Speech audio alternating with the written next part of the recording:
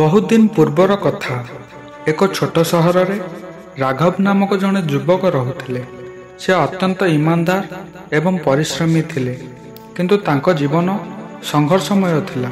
ପ୍ରତିଦିନ ସକାଳେ ସେ କାମ ଖୋଜିବା ପାଇଁ ସହର ବଜାର କିମ୍ବା ପାଖାପାଖି ଗାଁ ମଧ୍ୟକୁ ଯାଉଥିଲେ।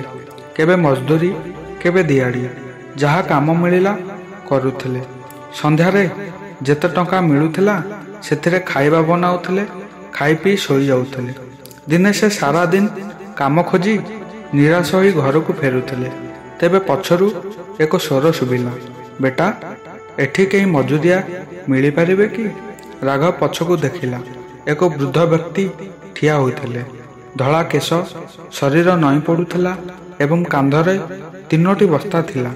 ରାଘବ କହିଲା, ଆଜ୍ଞା, ମୁଁ କାମ କରିପାରିବି।